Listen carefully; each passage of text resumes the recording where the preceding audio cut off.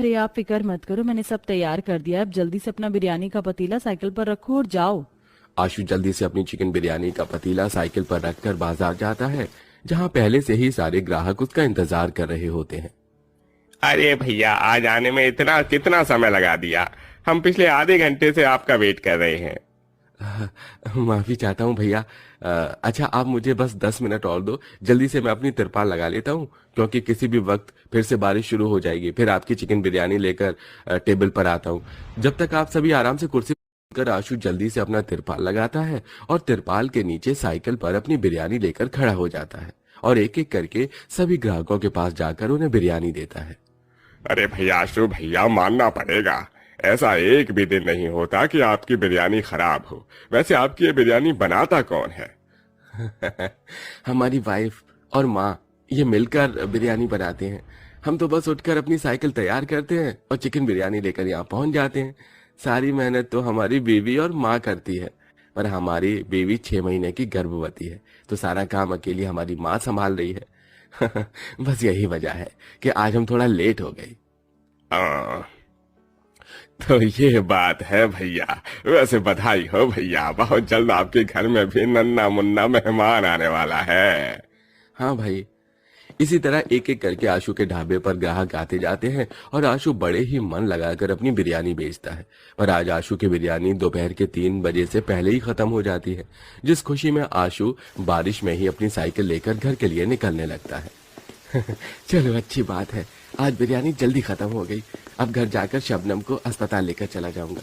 कितने दिन हो गए वो डॉक्टर के पास भी नहीं गई, और माँ से बोलूंगा कि बिरयानी थोड़ा ज्यादा बनाए, क्योंकि बिक्री अब ज्यादा होती है।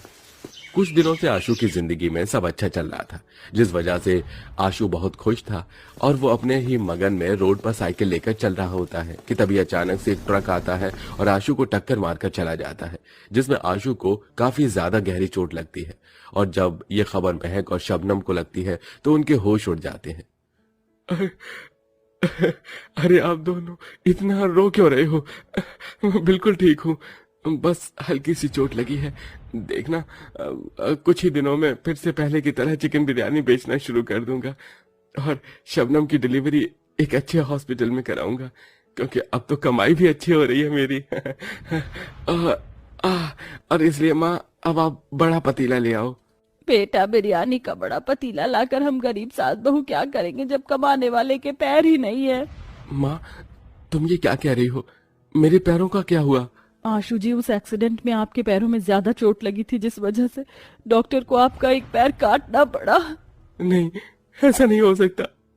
आशु को अपनी माँ और बीवी की बातों पर विश्वास नहीं होता और वो अपने पैरों से चद्दर हटाता है और आशु अपने कटे पैरों को देखकर फूट फूट कर रोने लगता है। अब इसी तरह से कुछ दिन बीत जाते हैं और आशु हर समय व्हील चेयर पर बैठा रहता। जब से मैं लंगड़ा हुआ हूँ तब से बेचारी मेरी साइकिल ऐसे ही बाहर खड़ी रहती है। मेरे सभी ग्राहक अब भी बाजार में आने का मेरा इंतजार करते होंगे, और अब तो घर में कमाने वाला भी कोई नहीं है। अब मैं अपने सपनों को कैसे पूरा करूंगा? आपको अभी डॉक्टर ने आराम करने के लिए कहा है, आप आराम करो, इन सब बातों को मत सोचो। कैसे न सोचूं शबनम, तुम गर्भवती हो। मैं ही था जो बिरयानी बेचकर कुछ पैसे कमा पाता था। इतनी मुश्किल से मैंने अपने ग्राहक जोड़े थे, पर इस एक्सीडेंट में मुझसे मेरा सब छीन लिया। माँ, आपको पता है मेरे ग्राहकों को आप दोनों के हाथ की बिरयानी कितनी ज्यादा पसंद थी। हाँ बेटा, सब जानती हूँ। इतना बोलकर महक उदास होकर बैठ जाती है और शबनम खाना बनाने के लिए बैठती है और अपनी सास से कहती है, माँ जी, तेल और मसाले खत्म हो गए हैं, आप जाकर दुकान से तेल और मसाले ले आइए। बहू, बाहर बहुत तेज बारिश हो रही है और मेरे पास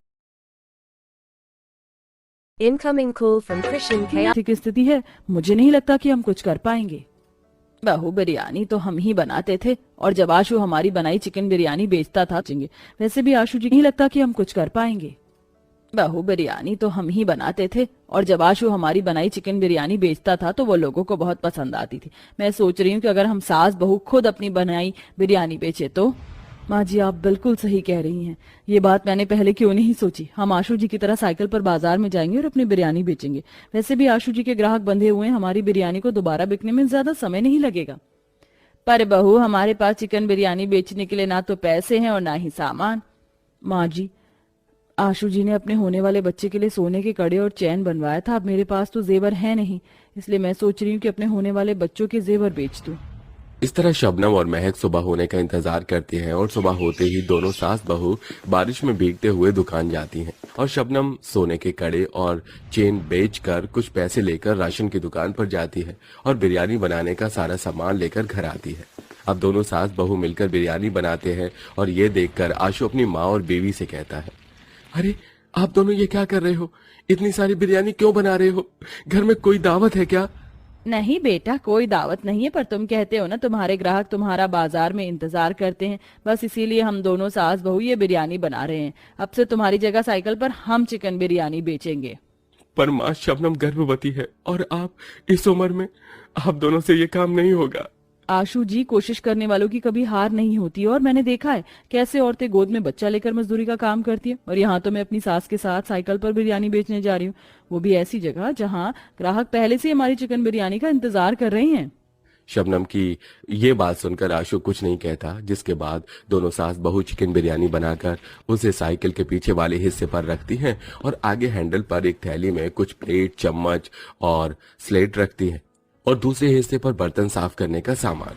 उसके बाद दोनों सास बहू अपनी साइकिल को सजाकर बाजार जाती हैं। माँ जी, मौसम तो बिगड़ रहा है, काफी तेज हवाएं चल रही हैं, ऐसे में तो हमारे ग्राहक हमारी बिरयानी चख भी नहीं पाएंगे। शबनम बहू, मैं सारा सामान लेकर आई हूँ, रुक मैं अभी तिरपाल लगा देती हूँ, फिर हम तिरपाल के नीचे खड़े होकर आराम से अपने ग्राहकों को चिकन बिरयानी खिला पाएंगे। इतना बोलकर महक जल्दी से तिरपाल लगाती है और तिरपाल के नीचे चिकन बिरयानी की साइकिल खड़ी करके आवाज देने लगती है, आशु के चिकन बिरयानी लग चुके हैं, आइए हमारे साइकिल ढाबे पर और आशु के चिकन बिरयानी का स्वाद चखिए। अरे बहन, तुम दोनों सास बहू हो क्या? और अब तुम यहाँ पर चिकन बिरयानी बेच रहे? पहले जो आदमी यहाँ चिकन बिरयानी बेचता था वो कहाँ गया? वो मेरे पति थे, पर एक एक्सीडेंट में वो लंगड़े हो गए, जिस वजह से वो चिकन बिरयानी बेचने के लिए नहीं आ पाए। इसलिए हम सास बहू ने मिलकर ये काम दोबारा शुरू किया है। आप आई ना, आपको वही स्वाद मिलेगा जो पहले मिलता था। अब वो औरत चिकन बिरयानी खाने के लिए कुर्सी पर बैठ जाती है, जिसके बाद धीरे धीरे आशु के पुराने ग्राहक उसके ढाबे पर आने लगते हैं। अरे भाभी जी, आंटी जी, बहुत दिनों बाद बारिश में फिर से हम ये चिकन बिरयानी खा पा रहे हैं। इसे खाकर आज हमारी आत्मा को तृप्ति मिल गई। अरे अशोक भैया, तुम बिल्कुल सही कह रहे थे, पुराने दिन याद आ गए। महक और शबनम के दोबारा चिकन बिरयानी लगाने की वजह से सभी ग्राहक फिर से वापस आ जाते हैं, जिस वजह से उन्हें अपनी साइकिल चिकन बिरयानी ढाबा शुरू करने में मुश्किल नहीं आती और इस तरह दोनों सास बहू मिलकर आशु के सभी सपनों को पूरा करते हैं। वैसे दोस्तों, आपको